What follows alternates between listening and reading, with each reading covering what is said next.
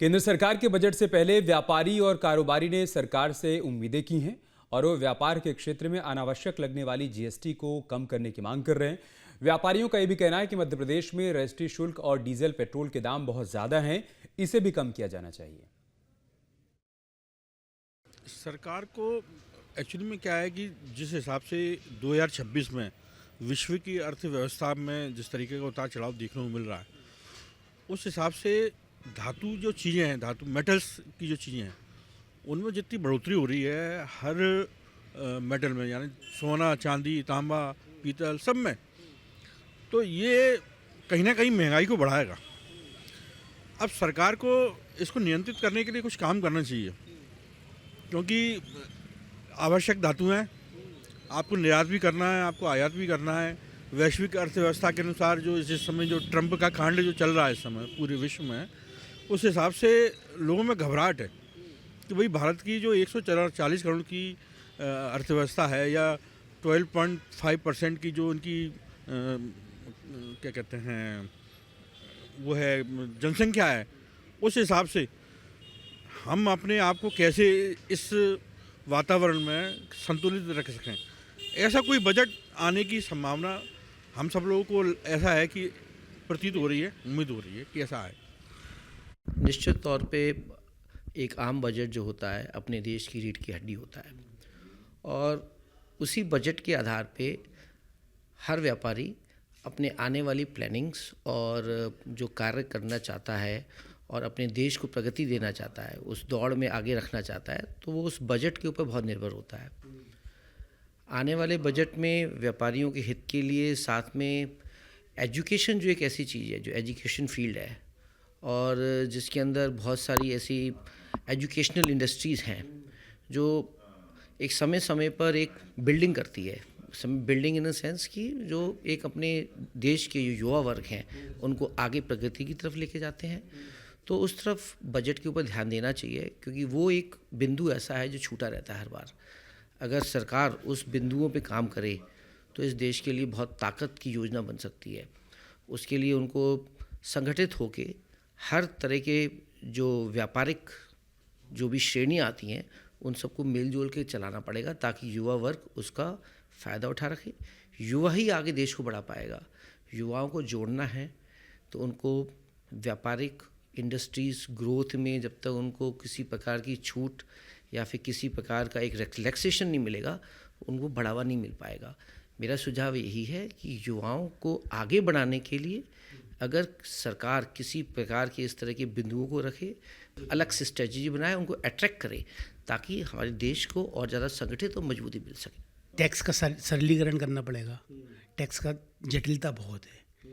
जब तक टैक्स को अधिकारी उसी टैक्स को वो 1 रुपये में भी उसके 100 बेचे और उसी को वो 2 रुपये, जब जहाँ पर हम मैनेजमेंट कर देते हैं वहाँ पर वो उसको 1 रुपये करके भी काम को निकाल सकता है, और नहीं तो 2 रुपये हम पे पेनल्टी, हम पे वो फोर्स कर सकता है। मतलब उसको देखने का नज़रिया, उसको ठोकने का नज़रिया अपना खुद का है उसका।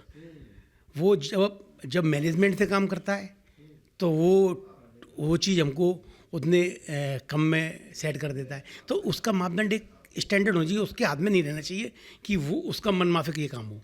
स्टील के क्षेत्र में सरकार जनरली क्या करती है, कभी तो डंपिंग ड्यूटी लगा देती है, कभी डंपिंग ड्यूटी हटा दी है, जिससे व्यापारियों का कोई भी कोऑर्डिनेशन नहीं बन पा रहा है। जैसे अभी लास्ट विदिन 45 डेज में सरिये पे लगभग 12 रुपये किलो की तेज़ी आ गई। तो जो छोटे व्यापारी हैं ना, उनका व्यापार पूरा ख़त्म हो गया। तो अब वो कैसे समझ में आएगा? कहीं ना कहीं इसमें बड़ी कंपनियां एकदम सपोर्ट नहीं कर रही हैं। अभी जो सेल का माल था, लास्ट टाइम था लगभग जो 57 रुपये किलो, अभी सेल की रेट आ गई है 68 रुपये किलो। तो उसके कंपैरेटिव में छोटी कंपनी रेट बढ़ा दी तो पूरा व्यापार ख़त्म हो। तो सरकार को चाहिए कि इन दोनों में कोऑर्डिनेट बना के रखें, बड़ी कंपनी और छोटी कंपनी में। जैसा कि हम देख रहे हैं, गैस सिलेंडर बहुत ज़्यादा महंगा हो गया है, क्योंकि एक आम आदमी को सिलेंडर लेने में बहुत प्रॉब्लम होती है। जो सिलेंडर पहले 400 रुपये का आता था, अब वो 1000 रुपये का हो गया है। उसकी वजह से बहुत प्रॉब्लम होती है। जैसे कि जो 10,000 रुपये कमाने वाला है वो कैसे अपना घर चलाए। सब्जियाँ भी बहुत महंगी हो गई हैं, तो इसलिए सरकार को थोड़ा बजट मतलब कम करना चाहिए। बजट में जो टैक्स को लेकर विसंगतियां हैं उनको दूर होना चाहिए। जैसे पेट्रोल डीजल है, उनको जीएसटी के दायरे में लाना चाहिए। अभी हर राज्य का अलग अलग रेट है। अब जैसे ग्वालियर के वाहन हैं तो वो अधिकतर लोगों ने क्या किया है कि जैसे किसी को आगरा जाना है तो आगरा से फुल टैंक करा के आते हैं, यहाँ पर गाड़ी चलाते हैं। यहाँ के जो पेट्रोल पंप डीलर्स हैं उनको भी नुकसान हो रहा है। और बहुत सारी ऐसी चीज़ें हैं, शराब है, ये है, इनको सबको जीएसटी के दायरे में लाना, जिससे कि इनकी कालाबाजारी और एक राज्य से दूसरे राज्य में जो इनकी कालाबाजारी हो रही है वो रुकनी चाहिए। दूसरी चीज़, जो सोने चांदी में आजकल एमसीएक्स के माध्यम से जो बहुत बड़े उतार चढ़ाव हैं, जिन चीज़ का रेट में 20-25 हज़ार रुपये प्रतिदिन के उतार चढ़ाव आ रहे हैं, कहीं ना कहीं सरकार को इस पर अंकुश लगाना चाहिए, नहीं तो सोना चांदी व्यवसाय चौपट हो जाएगा और गरीब लोगों की पहुंच से दूर हो जाएगा। ये मैं शासकीय कर्मचारियों के लिए बहुत ज़्यादा नहीं बोल पाऊँगी क्योंकि मैं स्वयं एक शासकीय कर्मचारी नहीं हूँ, बट आम नागरिकों के लिए बोल सकती हूँ कि जो उनकी रोज़ की सुविधाओं में अपेक्षाएं रहती हैं सरकार से, उस पे फोकस रखे सरकार, गवर्नमेंट। डे टू डे जो सामान होता है, उत्पाद होते हैं, उनका ध्यान रखे। और एक आम आदमी की जो हर बजट से अपेक्षा रहती है, पिछले बजट में पूरी की गई वो चीज़ें, नई टैक्स रिजीम आई तो इनकम टैक्स को लेके और ध्यान रखा जाए आम नागरिक का, जो एक मिडिल क्लास फैमिलीज़ होती हैं, उनका ध्यान रखें। महिलाओं के परिप्रेक्ष्य में अगर हम देखें तो एक तो मेंटल हेल्थ, स्वास्थ्य संबंधी इन चीज़ों पर हम बजट को के फॉर्म में, एक शासकीय कर्मचारी के फॉर्म में भी बोल रही हूँ मैं, कि इन चीज़ों पे हमें ज़्यादा ध्यान देना चाहिए कि एक महिला कर्मचारी जब काम करती है तो उसके साथ बहुत सारी और भी समस्याएं रहती हैं। अगर गवर्नमेंट उन चीज़ों को ध्यान में रखते हुए हम अगर महिलाओं को प्रोत्साहित करेगी तो उनकी भागीदारी हर एक क्षेत्र में आगे बढ़ती जाएगी। प्रोत्साहन में आपके आता है कि अगर आप लोअर लेवल पे जो वुमेन एम्प्लॉयज़ हैं उनको हम बच्चों के साथ क्रैच उपलब्ध कराएं, जिससे वो वहाँ पे अपना काम कर सकें, क्योंकि बच्चे जिनके छोटे होते हैं वो अपना काम नहीं कर पाते हैं। तो अगर उनको प्रीमाइसेस में ऐसी व्यवस्था मिलेगी तो वो अपने काम में ज़्यादा फोकस कर पाएंगे। साथ ही उनको अगर समान वेतन भी मिले जो पुरुषों के उसमें, तो उनको उनकी भागीदारी उसमें इम्प्रूव हो पाएगी।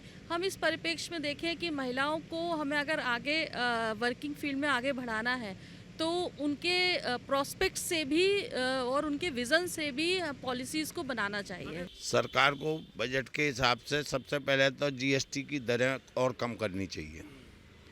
बात नंबर 2, सरकार को आयकर की भी दरें कम करनी चाहिए।